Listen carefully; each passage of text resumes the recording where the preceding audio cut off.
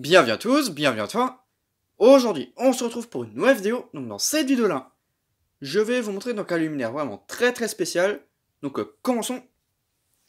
Donc ici, on peut voir une réglette 20 watts, tout ce qu'il y a de plus classique. Donc avec un T12.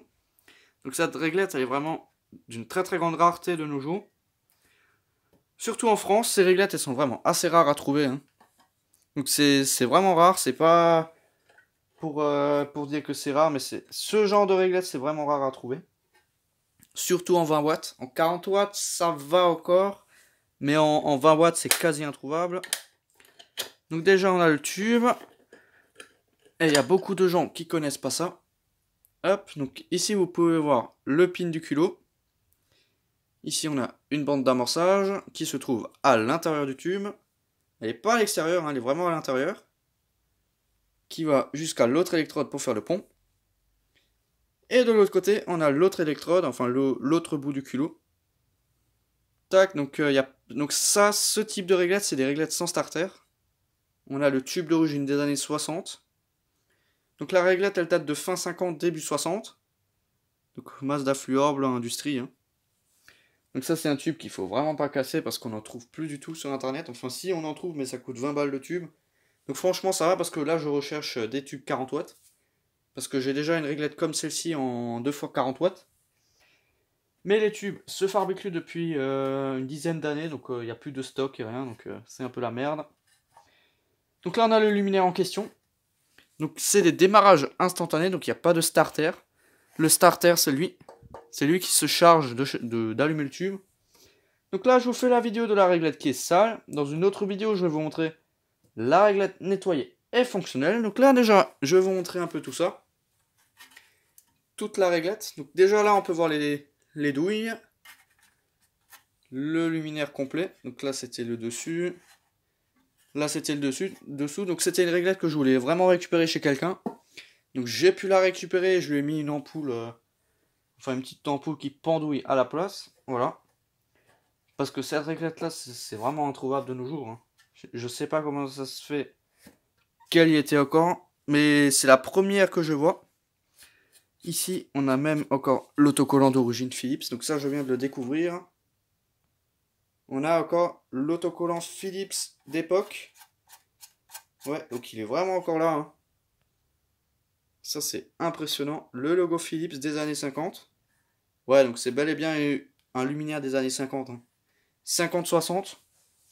Je dirais plutôt des années 60, début 60. Donc bon, elle est bien rouillée. Mais quand on frotte,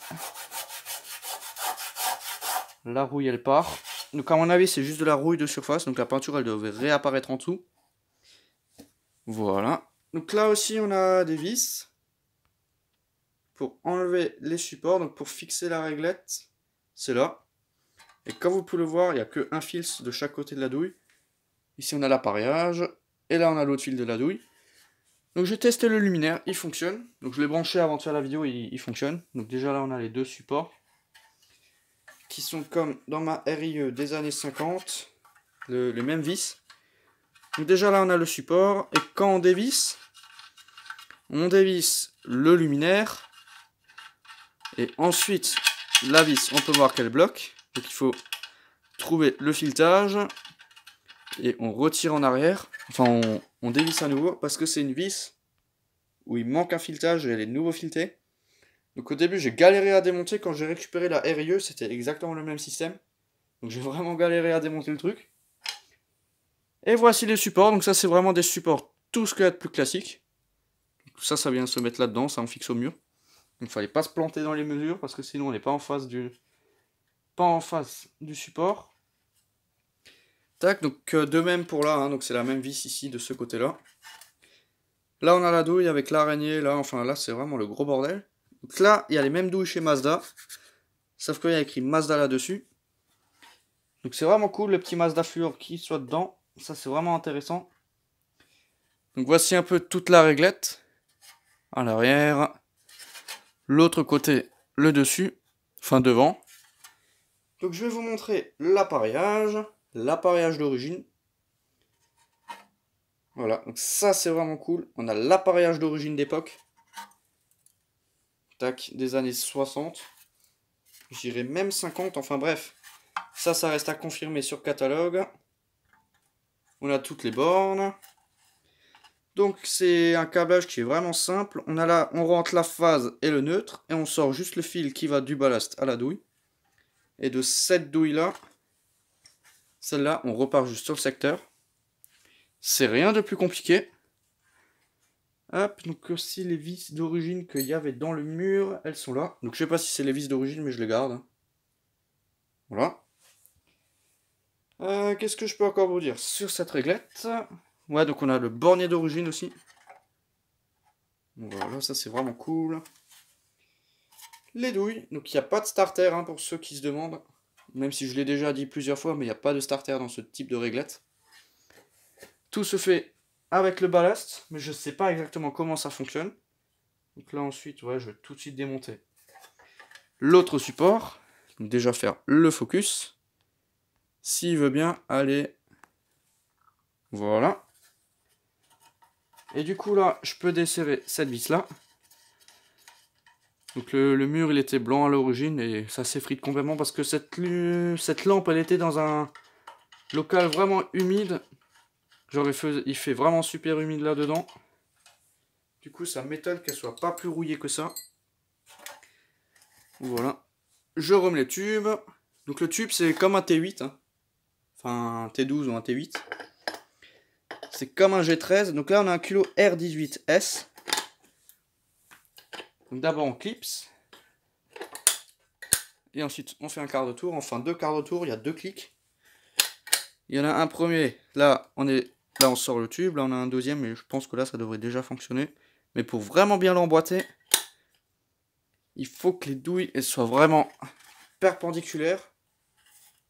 Enfin je sais pas si je vais réussir à vous montrer. Là on voit bien. Voilà. Donc là on a le clic, donc là on rentre le tube dedans. On a un premier tour où il est légèrement maintenu. Et on a le troisième truc où il est, enfin le deuxième où il est vraiment maintenu. Voilà. Bon après c'est juste une vidéo pour vous montrer cette lampe. Hein. C'est vraiment un luminaire hors du commun. C'est pas quelque chose qu'on retrouve, enfin qu'on voit beaucoup de nos jours. Hein. Du coup c'est vraiment intéressant de récupérer ça. Je vous ai pas montré les côtés. Donc le luminaire il est biseauté sur les côtés. Juste là. L'autre côté. Voilà, donc là maintenant, ça sera la fin de cette vidéo. Je pense que je vous ai montré un peu tout le luminaire. Hein. Je pense que 8 minutes de vidéo, ça suffit pour montrer cette réglette. Voilà, enfin bon, donc c'était juste une petite vidéo pour vous montrer ceci. Voilà, enfin bon, donc merci d'avoir regardé cette petite vidéo. Si tu as des questions, n'hésite pas à me les poser dans l'espace des commentaires. Ciao!